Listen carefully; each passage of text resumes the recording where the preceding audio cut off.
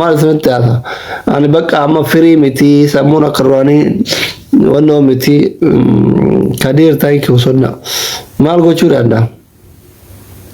taa'ee maal isinii gochuu danda'ame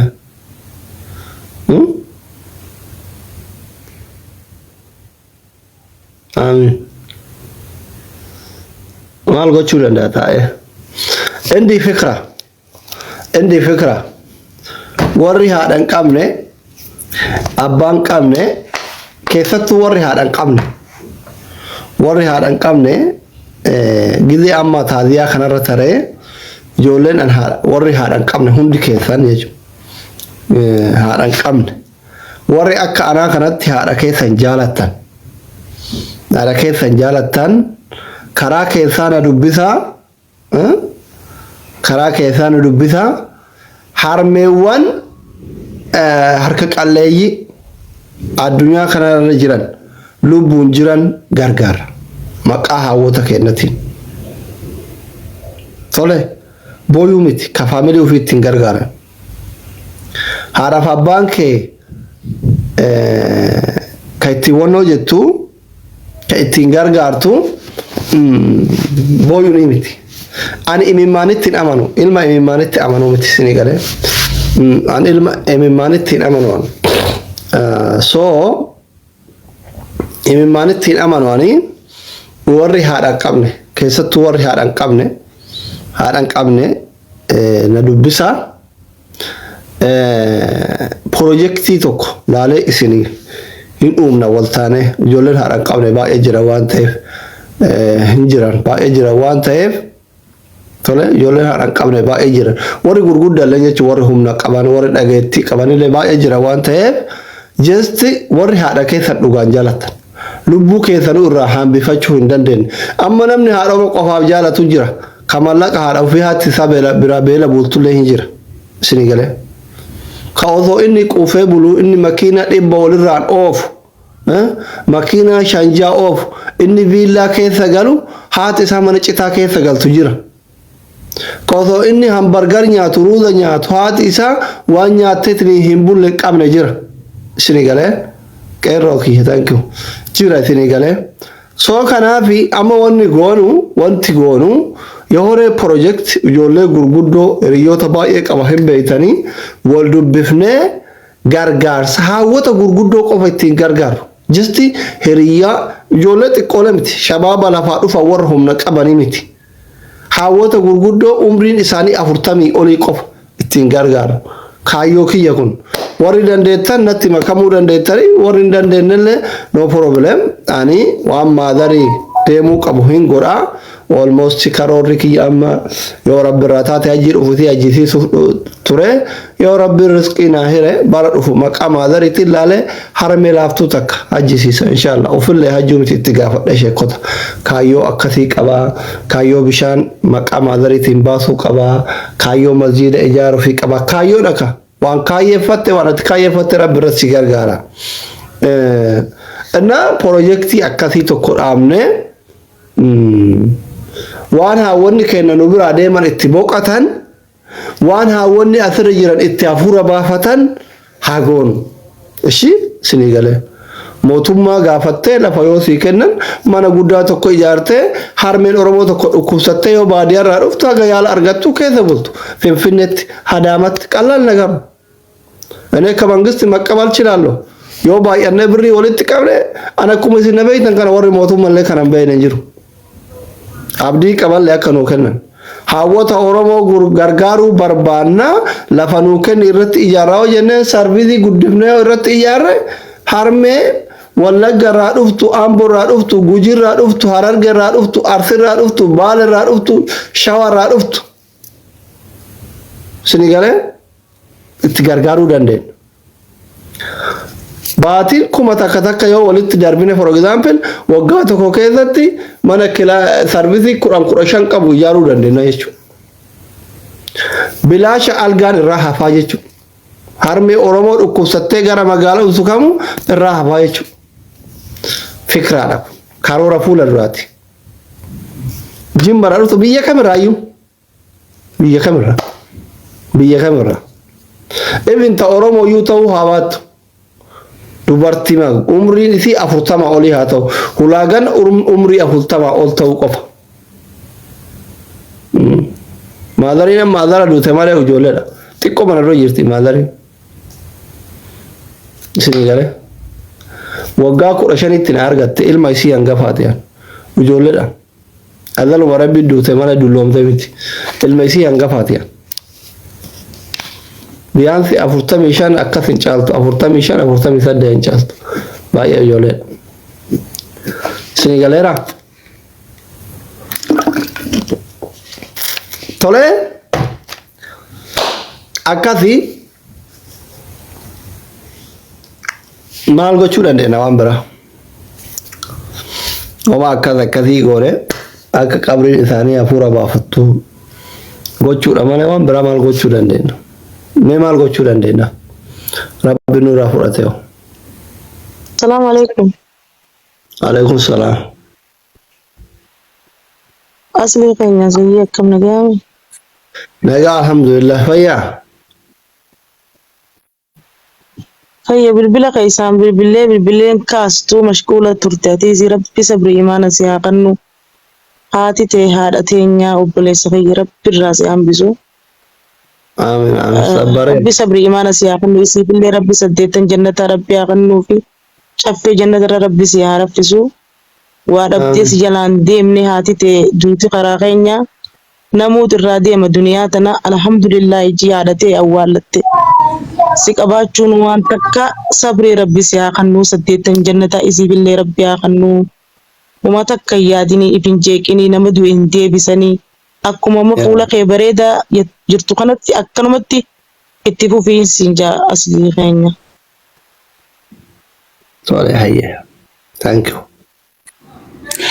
Salam alaikum. alaikum salaam Akkam asli jirta? nagaa fayyii maami sube Wallahi. Oh, jirta wallahi yoon si arge akka ummate argin.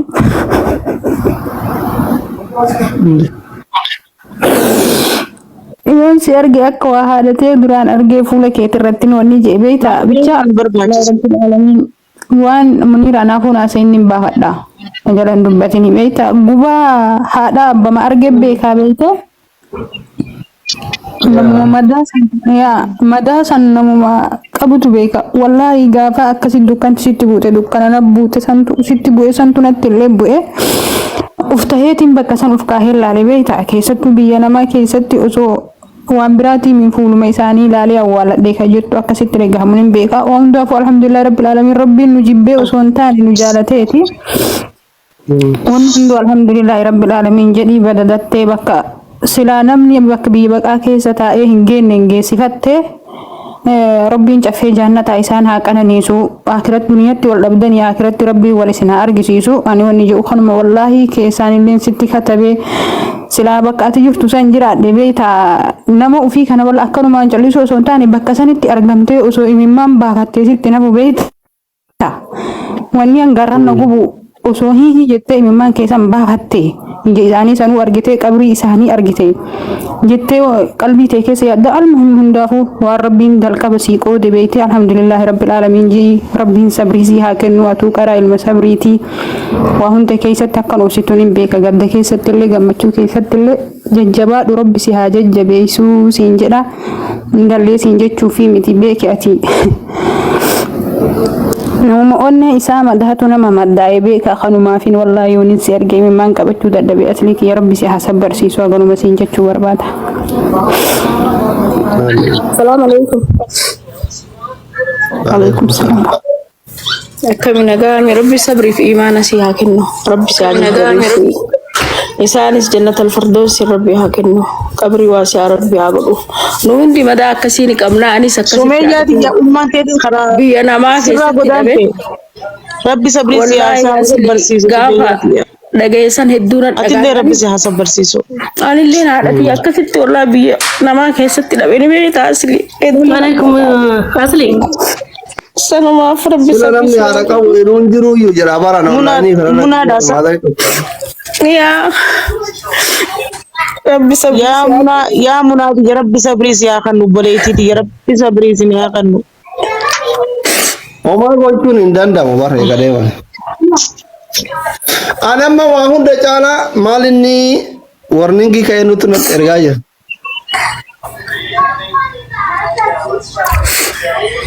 Ani hunda caalaa maal inni na gile waa tokko jira. Ashanguliti bocah kan ini Oromo. Ashanguliti bocah di asli kayaknya iman sampai lebih siaran no.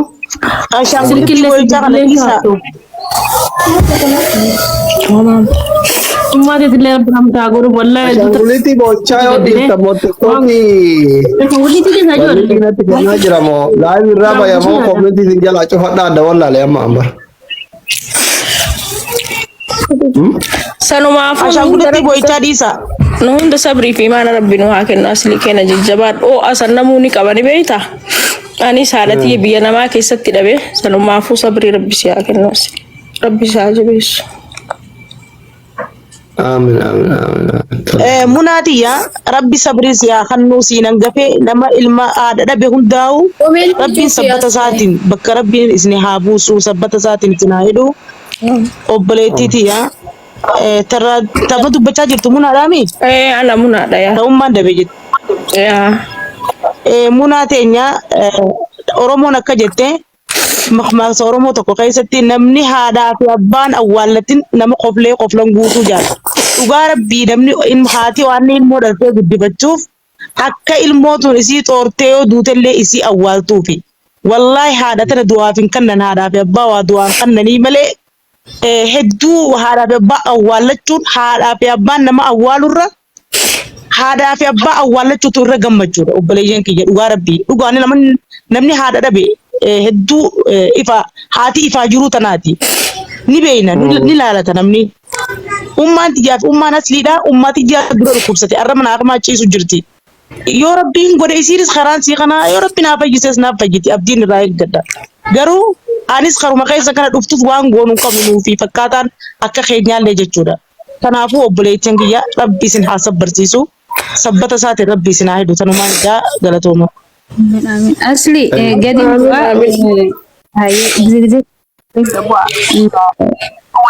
bas umminti ya rabbi rahmata abu abjuudhaan na dhufti beektaa tarii wanti kun amma yookaas mudatuu danda'a keessatti uf laata jechaa isin jedhu wallaahi hanga ummanti amma ergaa kirama waggaa takkaaf kaa hirriba keessatti osoo isaan hin argin waa yeroo biyya jirtu waliin dabarsite kana guutuu si dura dhufa waa wajji haasoyte guutuu si dura dhufa maal yarra duniyaa irratti hafee kanin du'a isaanii arge jedheetiin uf jibbe beeta gaaf tokko gurbaa wayitu afaan amaaraatiin gaafiif deebii wal godhan biyyoo sayyoo argite gaafatee jennaan osoo ati dura duutee osoo haatitee duutee wayyaa jedhee gaafatee jennaaniin isiin na dura du'uu irra filadhee jedhe maaliif jennaan isiin duruu duniyaa tana ani isii dura du'e isiin asirratti haftee jiru isii guutuu gubachuu fi rakkattee namni itti narraa kolfu sanirra umrii kiyya guutuu ani rakkataa fi gubataa yoon hin jiraadhe wayyaa jedhe dhugama wallaahi jechuun anana sabbarsiiste beeyte haati namaa yoo nama isii gargaaru hin qabaatin haadha ibaluutii bar jedhanii umrii ufii guutuu isii osoo gubattu daan ati gootu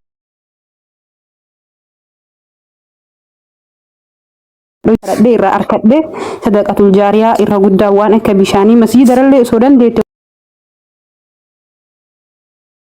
jannata rabbiin isaan haa qananiisu qaalummaan boonneen jennaan firumatu irraan du'inii fi jedhanii beekta madaa san haqa hundinuu argine sabrii fedhiila fi haa kennu ummu seenaallee rabbiin isaan haa jajjabeessu hunduma keessan maatii fi aalii kee hundallee rabbi isaan haa gammachiisu haa ganuma siin reeffati jette san waan gaariidha waan san irratti mo'annoo jedhi maaliif gaariidha ni beektaa waan reef jette san itti yaadi keessaan ani deensii bilbila.